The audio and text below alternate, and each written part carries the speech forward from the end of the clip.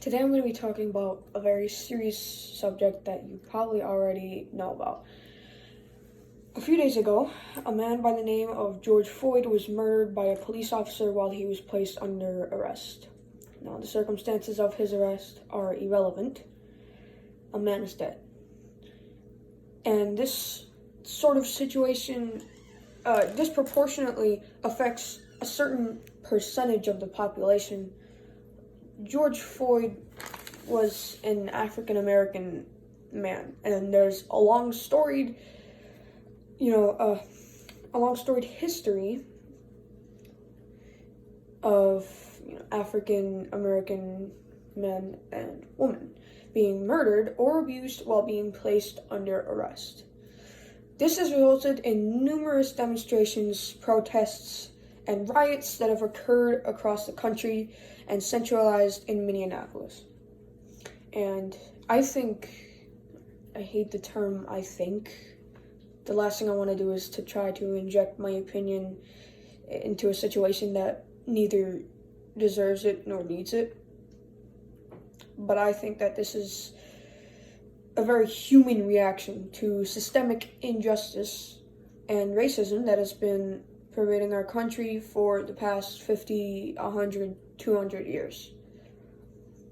This is a problem that is deeply rooted in our government and in our communities and in these systems that are supposed to help our fellow man.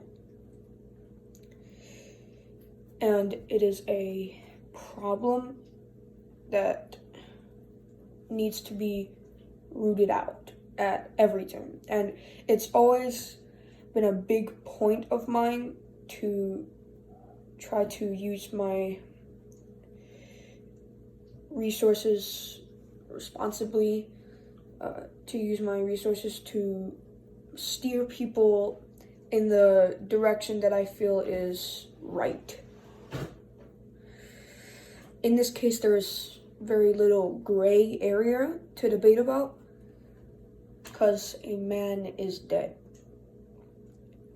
as a result of police brutality. And there was no justice in his death. And this happens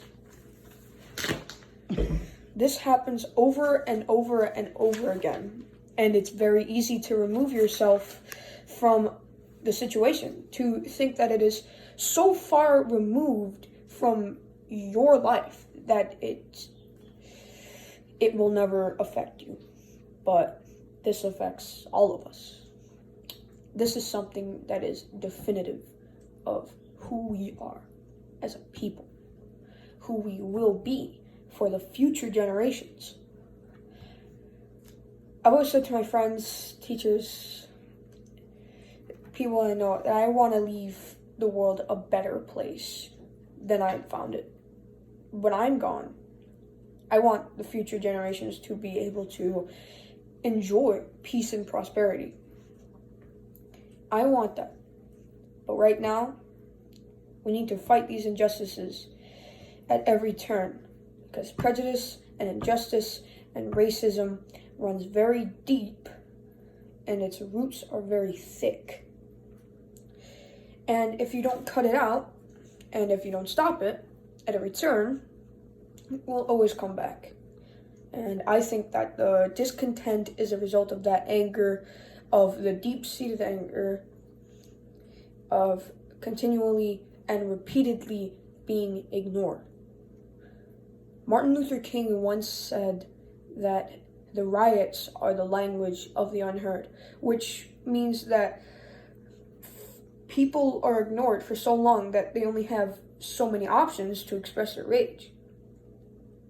And if there are problems that continually pop up and lead to these situations where justice is not served, then we need to change the systems that allow that injustice to happen in the first place.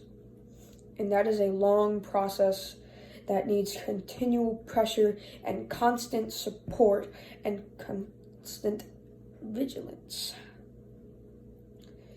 I hope that we can live in a world where racism and prejudice are in the past, but the realist in me knows that we need to fight it at every turn, and we need to confront it, and we need to challenge it, and we need to defeat it whenever it rises up.